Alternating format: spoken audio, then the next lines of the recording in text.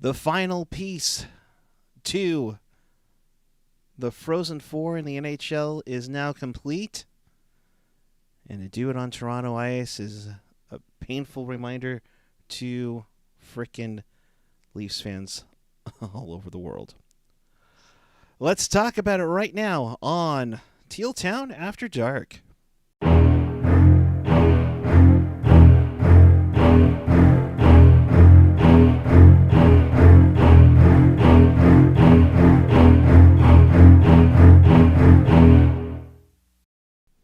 Good evening, everyone. It is Saturday night, September 5th, 2020.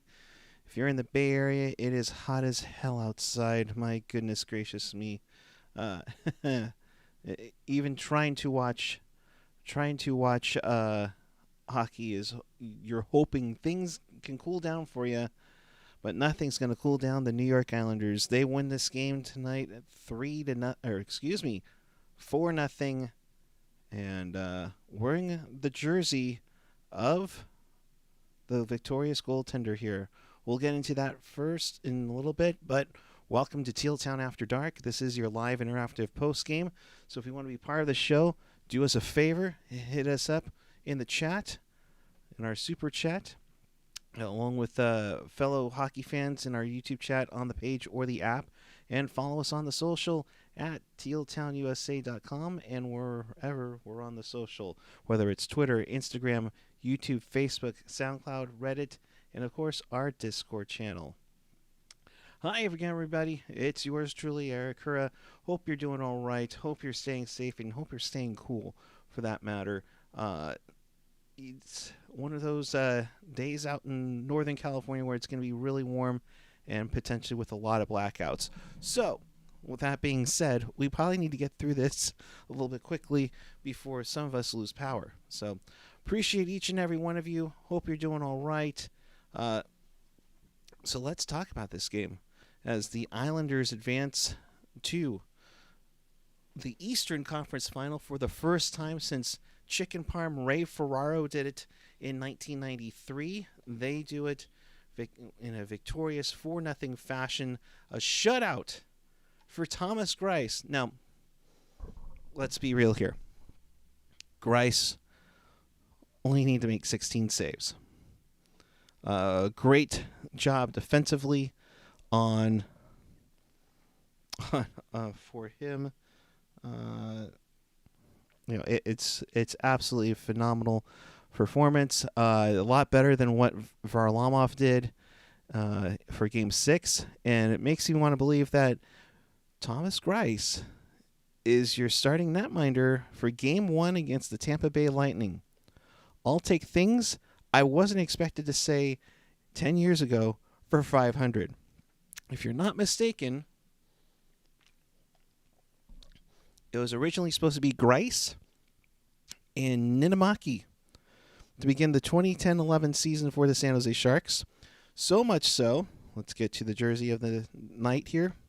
So much so that they made this jersey for him, complete with the NHL Premier patch for Thomas Greiss. All right. And we move onward, shall we? All right. And I thank you to the 3 people who have the thumbs up. Appreciate that big time. And appreciate the 4 people watching. Let's make it happen here. So, early on the first period, you get Scott Mayfield on the wrist shot, beats Connor Hart to make it 1-0 at 9:27 from Taves and Eberle. At 13-12, the longtime Devil Andy Green gets his second goal in the playoffs, his second goal in the playoffs in almost a decade, from Brassard and Nelson to make it 2-0. You know, the Islanders were already feeling it pretty good already. This just got them going a little bit more.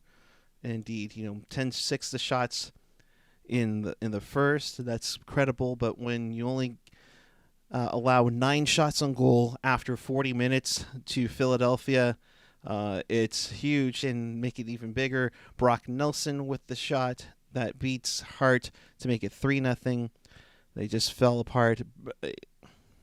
Bailey, Josh Bailey, my goodness, have you had a playoff run on that play? That was his 14th assist of the playoffs. I mean, that is just seriously phenomenal. I mean, to have such a great run. I mean, he's got 2 goals and 14 assists.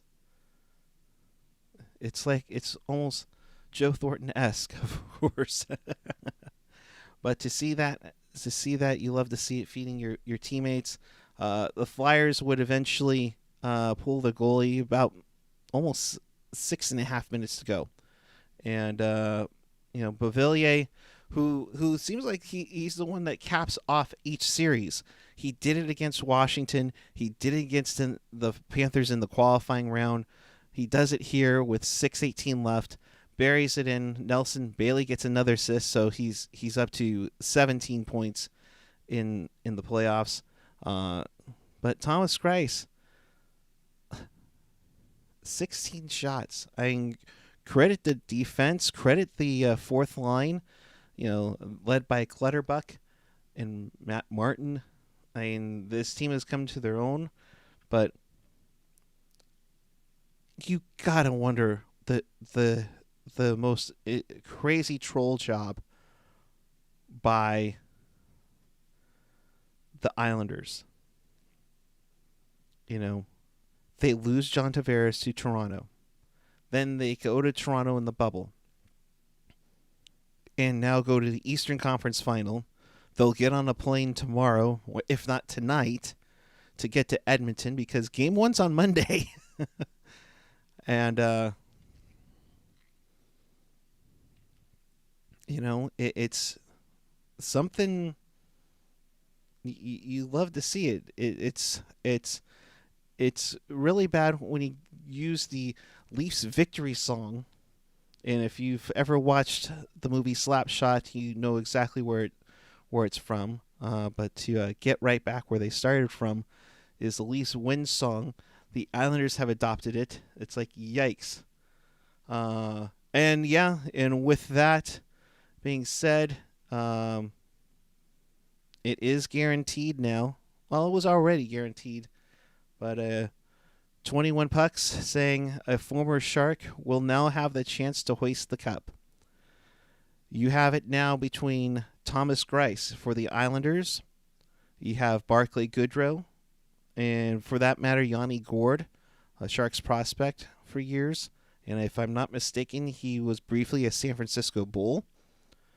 Could win it for the Lightning.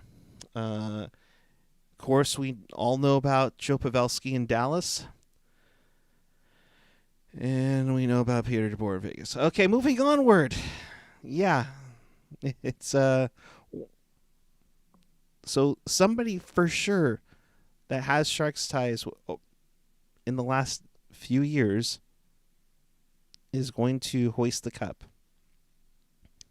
And we'll put that as a poll question here. I mean, I think we kind of know.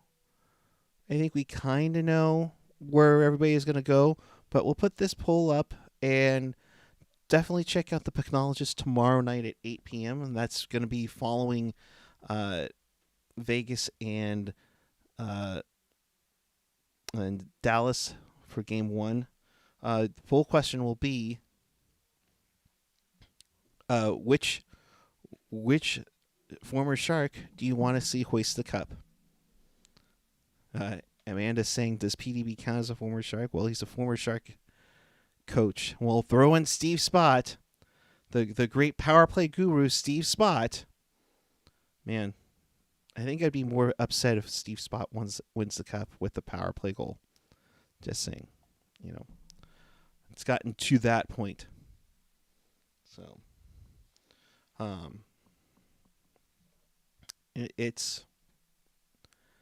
it's one of those things. So we kind of have an idea who we want, and it's not Vegas. So, with that, this will be a brief show because we had one game to talk about. I have no co host, but here's what we're looking at. It all starts tomorrow, Sunday at 5 p.m., which for me, thank God, I can go to bed early. You know, you know, the top seed Vegas Golden Knights will take on the number 3 seed Dallas Stars. Vegas won that season series 2-1. That starts Sunday at 5. And then the Eastern Conference Final, you have the number 1 seed Tampa Bay Lightning going up, or excuse me, not the number 1 seed. That's wrong. Of course, I get something wrong. I'm sure I'll hear from AJ in the DMs. And the number 6 seed New York Islanders, that'll be Monday at 5. The Lightning are either close to or on their way to Edmonton as we speak. The Islanders will be packing everything up right now and headed out to Edmonton to get there in time for the game on Monday night at 5 p.m. Pacific, 8 p.m. Eastern. You wonder if the jet lag will do anything for both of these teams. Granted, they're probably going to be a day apart or a few hours apart at the very least, to where they'll figure out what they're going to get their heads in and get moving on there. But and yes, hey, Steve, was nice to take our picture with Kane. Yep, I totally agree. And Felix, ABV. Yep, anybody but Vegas. Agreed, completely. Thanks for the spike to everybody joining in. Appreciate each and every one of you. Hope you're enjoying the program. I've been doing. Honestly, we didn't need to do this. We've just been having fun. But I hope you enjoyed this extra coverage. Trust me, we won't be doing this every playoff if the Sharks miss the playoffs. And let's be honest, it's a lot more fun when the Sharks make the playoffs. Although, to enjoy, stress-free hockey, it's very nice. Very nice indeed. So, where to go from here? Islanders will move on for the first time since 1993. The last time they were in a cup final was 1984. For Tampa, it's their 4th conference final trip in the last 6 seasons. They made it in 15, 16, 18, and 20 now. Of course, they won in 15 only to lose the cup final to Tampa, or to lose the cup final to Chicago. Wow, that was bad. They lost Game 7 when they had a 3-2 series lead to Pittsburgh in 2016. That was the one where, if Tampa had won, the Sharks would have had home ice for the cup final. In 2018, they lost in Game 7 to the Washington Capitals when the Capitals won their first cup over that team that plays in Vegas. Or excuse me, Las Vegas. And in the West, 85. I take that. Maybe I'm wrong. Did I make 4 straight? 80, 81, 82, 83, 84. I don't think it was 85. Who was in 85? Maybe I am wrong. All right, let me look this up. Straight saucing. I gotta make sure. I gotta stay correct here on this one. 1985 Stanley Cup Final.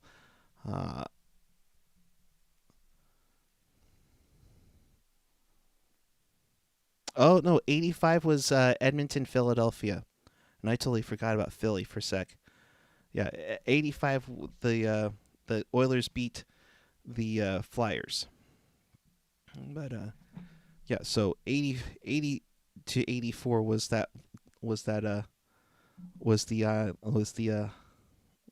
Islanders run. They lost in 84 to Edmonton. It's kind of like the transition over from one dynasty to another of sorts, for sure. yeah, there's that. For Dallas, it's their first trip to the conference final since 2008 when they beat the Sharks in 6 games in the conference semis to advance. They lost to Detroit that year. Hey, Straight Saucin', you're good. You're good. You just got to double check it all. Appreciate you joining if you haven't already. And that's for everyone. If you haven't already, hit that subscribe button. Pucknalysis will roll tomorrow night at 8 for sure. We'll have AJ Rocket and Jerk on hand for that one. Of course, always check out our content on the YouTube channel. Hit that subscribe button. Once the Sharks season gets moving along, and along with free agency and drafting, we will be here for that for sure. Getting back to it, of course, Dallas, the last time they won it all was in 99. Last time they were in the Cup, it was 2000, and they lost to the Devils. You also have Vegas, who made their unreal run to the Stanley Cup final when the league handed everything to them. Or, well, to be more specific, Florida, Columbus, Islanders, Anaheim. Thank you. If you haven't learned your lesson for Seattle, let's make that happen. All right, let's fix that up. Right. So they lost in 5 games to the Washington Capitals in that one. But so they all have fairly decent a while ago that they've won the Cup. Tampa's last Cup was in 2004. Of course, the Islanders last one in 83 to complete their four straight Cup run, and that was unbelievable. But that's how the league was back then. It's completely different now with complete parity and everything. Dallas won in 99 with that controversial and decrease thing with Brett Hull. And, of course, again, Vegas hasn't won, but they got close to it. So, all right. Well, with that, we are at 17 minutes into this program. Not a whole lot of news came out today, unfortunately. Oh, wait, that's right. There was a suspension to be announced, which I'm shocked has had an apology yet because of everything that went down. Ryan Reeves was suspended 1 game by the NHL, which will be Game 1 of the Western Conference Final, for his hit to Tyler Mott in Game 7 of the second round against Vancouver last night. Delivered a illegal check to the head. It was a check to the head. Honestly, I was kind of expecting a fine and or an apology, but it is what it is. I'm glad that the league is kind of taking it seriously, considering he's knocked out 2 players earlier. But it is what it is. I mean, Schmaltz, and then I forget who else he knocked out. They didn't crack the whip until now, and that's good to see that they're finally cracking down on some stuff for sure. What else was I gonna say? Our Tampa Bay Lightning insider, as I should say, who is Golda Marcus. She is dating a big Sharks fan, Nolan. She's been giving me updates on this. Update from Tampa. Tampa, leaves today for Edmonton. Still no official word on Stamkos. Coach John Cooper wouldn't say much on him except that the team wants him to play. Of course, the team wants him to play. It'd be great. That being said, if they were to win the Cup without him, does he become trade bait? I know a certain team that could trade a defenseman to Tampa Bay. And could use a center. Just saying. Not that I know of a certain team that could use it, But, with that, I think we're going to wrap it up here. In case you missed anything or you want to watch this again, check us out on tealtownusa.com or your favorite podcatcher, whether it's Apple Podcasts, Google Podcasts, YouTube, SoundCloud, Spotify, TuneIn, Stitcher, iHeartRadio. Of course, always available at tealtownusa.com. Again, the Pucknologist will happen on tomorrow night at 8 o'clock. That will be your post-game show for Vegas Dallas Game 1. They'll recap the entire second round, along with keeping up with everything that's going on around the league and around with the Sharks and the Barracuda. So be on the lookout for that. I'm sure they'll be talking about the controversial leaked jersey tweets. AJ's broken it down a little bit more, folks, if you couldn't believe. He didn't distract himself too much from the Fanatics from the Fanatics sucks thing. So, yeah. So, with that, I'm gonna get out of here. Appreciate you for joining me. I'm at Puckeye14 on the Twitter and the Instagram. Make sure you hit us up on the social. Make sure you hit us up on the YouTube. Follow us everywhere. And of course, hit us up on our most recent interviews and pauses, whether it's Sonia Tydinko, Randy Hahn, Jamie Baker, you name it, and more. Appreciate each and every one of you. Thanks for watching. Keep it real. Keep it teal. Keep it real teal. Have a great night, everyone. See you tomorrow night for Pucknologists and Monday after Game 1 of the East Final.